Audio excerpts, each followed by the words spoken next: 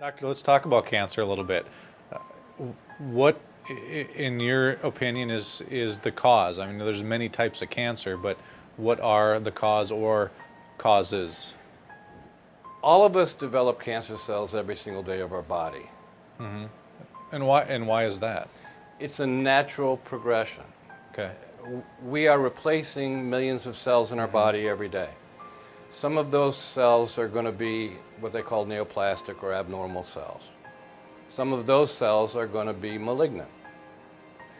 With a normally functioning immune system, the body is very capable of recognizing those cells, marking, tagging those cells, and then having other cells kill them and other cells engulf them and eliminate them.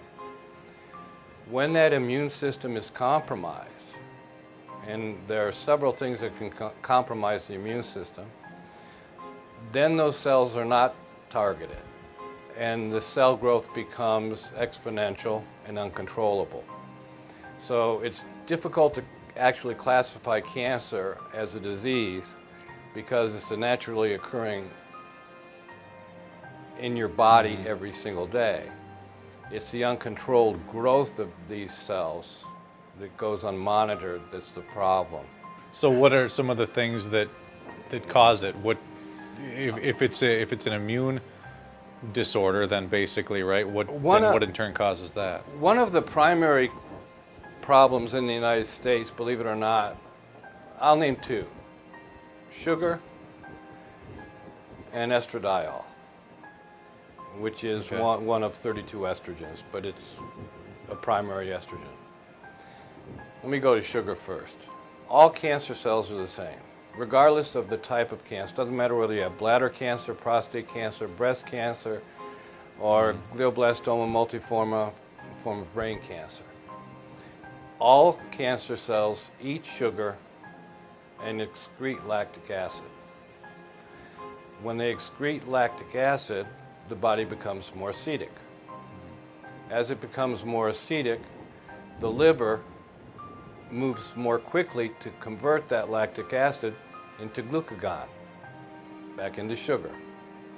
So you have a round robin. And the more advanced that the cancer becomes, the more your liver becomes working full-time for the cancer itself. So sugar is a direct food for all cancer cells.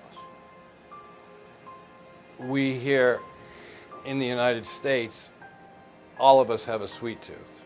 It's genetic. You know, every Native American, every Eskimo, every white man, European descent, all of us have this sweet tooth. And the reason for that is our bodies developed as hunter-gatherers. And anything that was sweet was high caloric, and we needed those calories to survive.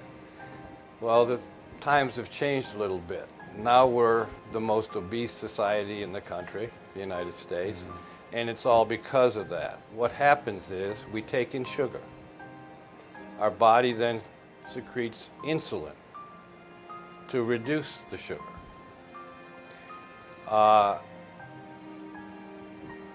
We can go from cancer to heart